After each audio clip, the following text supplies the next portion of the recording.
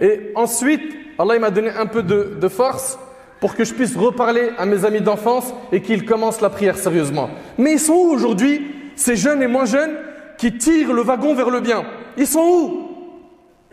Pourquoi est-ce que malheureusement, énormément de jeunes et de moins jeunes, ils sont influençables dans le mal?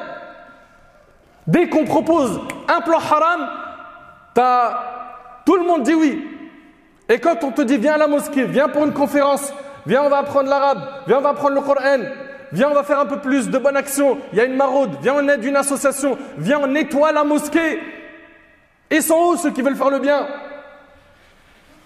Malheureusement, quand tu vides la cervelle de nos jeunes, je parle de nos jeunes en particulier, il y a argent, femmes, voiture luxe, confort, voyage, story, notoriété.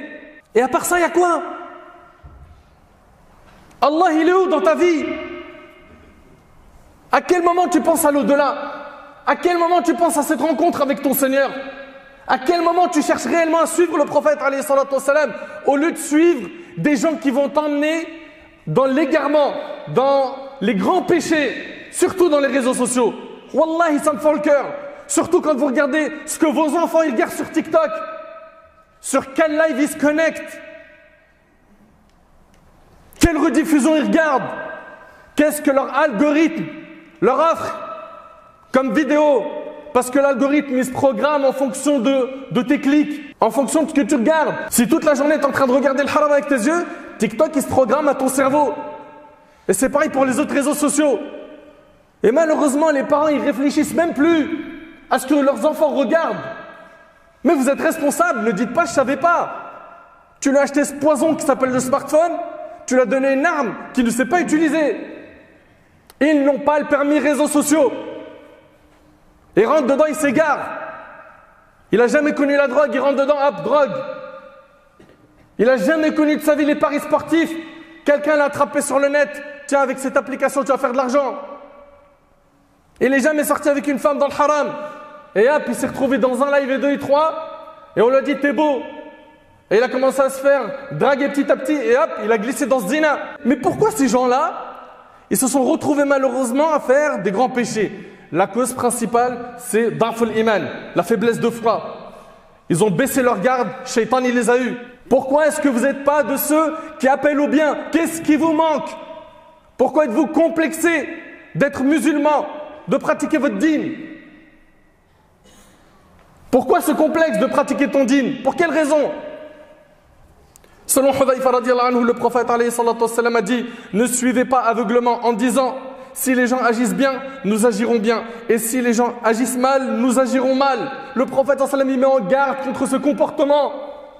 Si les gens ils font du bien, on fait du bien. Ils font du mal, on fait du mal. Mais plutôt, apprêtez-vous à agir en bien s'ils agissent en bien. Et dans le cas où ils agissent mal, ne soyez pas injustes, rapporté par l'imam at-Tirmidhi. On est où par rapport à cela? On en est où? Pourquoi est-ce qu'aujourd'hui, malheureusement, il y en a trop qui ont des personnalités influençables dans le mal? Pourquoi? Pourquoi tu ne serais pas toi le premier à dire venez, on commence à revenir vers Allah? Ça y est, stop, on arrête. Venez mes frères, venez mes sœurs, on commence la salat sérieusement. On apprend le din, on apprend à connaître Allah Azza wa Jal. Tu apprends à avoir une aqida salima, sahiha, une vraie croyance ferme, solide. Pourquoi est-ce qu'on ne se motiverait pas à prendre le Coran, le livre d'Allah? Alors que malheureusement, ils se motivent énormément à apprendre les derniers clips. T'as vu le dernier son? Il t'a mis d'accord ou pas? Je t'ai dit ou pas qu'il est trop chaud? À quand vous allez apprendre le livre d'Allah? Subhanallah, wallahi al-azim. Il n'y a pas très longtemps, il y a quelqu'un qui m'a arrêté. Il a entre 30 et 40 ans et il me dit: est-ce que tu peux m'aider à faire la prière? J'aimerais bien apprendre à prier. Moi, ça me touche. C'est un musulman de naissance. On ne parle pas d'un converti à l'islam. Ou bien certains qui, jusqu'à maintenant, ils connaissent que 5-6 sourates. Mais dites-moi, s'il vous plaît, vous attendez quoi pour vous réveiller? Vous avez oublié le jour du jugement? Vous n'y pensez pas un instant? Mais non. Malheureusement, on a énormément de gens qui n'écoutent pas les rappels. Ils sont inattentifs face aux rappels. T'as beau lui dire, mon frère, ma soeur, attention, fais gaffe, c'est pas bon, ça c'est interdit, ça c'est dangereux pour ta foi. Ouais, tranquille, on a le temps. Qui parmi vous sait quand est-ce que l'ange de la mort il va venir prendre son âme? Personne.